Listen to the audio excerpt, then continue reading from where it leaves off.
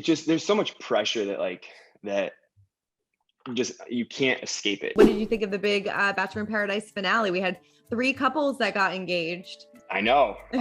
It's crazy. I mean, hey, if you love love, it was a win for the franchise there. I know Joe personally, so I was super happy for him and Serena, and Riley as well. I've met Riley a couple times, and yeah, just super happy for them. They seem like there's some solid relationships that came out of it, and I think they can go the distance. So yeah, just a good overall ending to the season. Definitely. Did you talk to Joe after the engagement became public? I just texted him, just wished him well, congratulated him on it. Actually, wasn't spoiled at all. Like, I'd heard some rumors, but wasn't trying to pry or anything. And same with Riley. I had seen Riley maybe like at Gov Ball. It was at one of the concerts out here in New York, and I was like, dude, I'm pulling for you guys. I'm pulling for you, because Marissa was on your season. She was on my season, yeah. And so that was just cool to like see. It was awesome to see her just like get that chance to show her personality. Obviously things didn't, go that long on my season, but I was so happy for her and for them, and I was pulling for them, and I was so happy to see them make it work in the end. Yeah. What were your thoughts on Kendall kind of crashing the engagement before that whole thing went down? Do you think that that was producers that kind of got involved, or do you think that she just really wanted to give her blessing?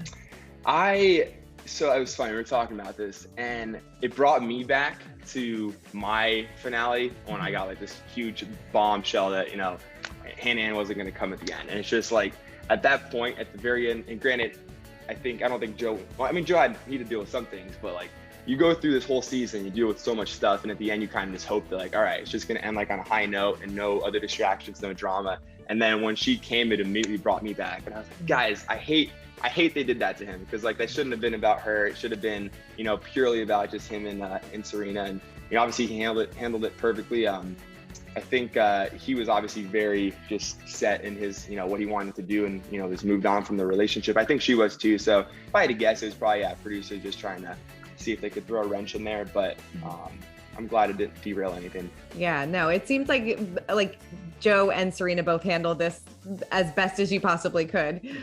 Yeah. Yeah, no, totally. for sure. Oh, hey. Oh, there we go. We got Dusty making an appearance. How's it going? Did they ask you to be on this season of Paradise? They did. Yeah. And I was going to go. I don't know for sure if I was going to go, but was definitely considering it. But luckily I got my class date for United, so it made the decision for me. And I was starting right as Paradise filming was going to start. That would have been a little weird for me. I don't know. It would have been crazy. Yeah. Why do you say it would have been weird? Just kind of revisiting the whole scene again? Yeah, I don't know. I think the only reason I would have considered it was just because it was the one avenue through that kind of world that I hadn't tried yet. And I heard a lot of, you see a lot of success stories come from it. So I think that's what was in my mind, perking my interest, or when maybe it could work going this avenue. I think for me, I would have had a better chance of a successful relationship in that kind of environment where you just get to focus on one person, or not 30, right? With all the distractions that come with that. So that was the only reason my interest is kind of peaked. But I think everything obviously happens for a reason, and super happy where I'm at now. Yeah. Would you go back if they asked you? I mean, a lot can happen in a year, but if you were still single next year, would you consider it? I really hope that I don't have to consider that. I would love, I'm not rushing anything, but I hope that that's not even a thought in my mind come, next summer again. But hey, you never know. Yeah. Never say never. Definitely. Advice for couples that are kind of navigating life post-Bachelor and Bachelor in Paradise show. It is so difficult. It really is.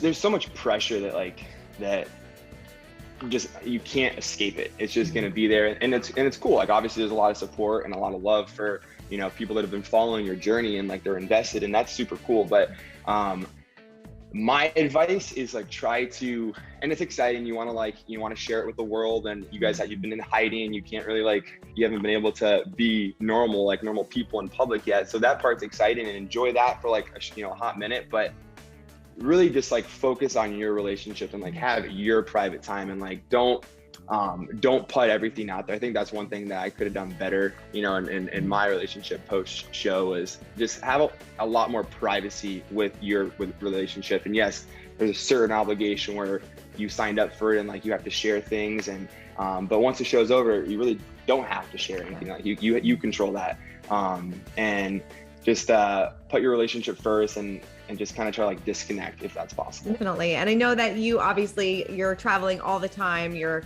in the air, you know, at the airport. So what are your go-to snacks when you are on the road?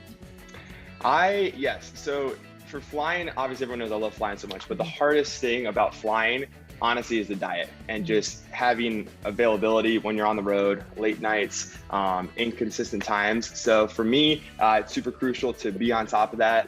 And what's been saving me, I've been using Dirt Kitchen snacks. They are my go-to. They're perfect for packing in my travel bag. They're air dried, and they're actually super healthy too. They're all recycled vegetables, which is super cool, good for the planet, good for you. And it's perfect. We have, you know, crew meals every flight usually, and I always pull one out kind of after for like a dessert kind of thing, and all the captains get a kick out of it, and they're always asking for them, and they're super good. They're my go-to. They save me because it's definitely pretty difficult to stay eating healthy on the road, and they're my go-to. Definitely. No, I tried some. They're really good. I actually really like them. Do you have a favorite flavor?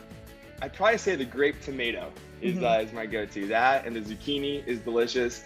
Honestly, like they don't taste like they'd be so healthy for you, but like they're delicious. So yeah, all of them.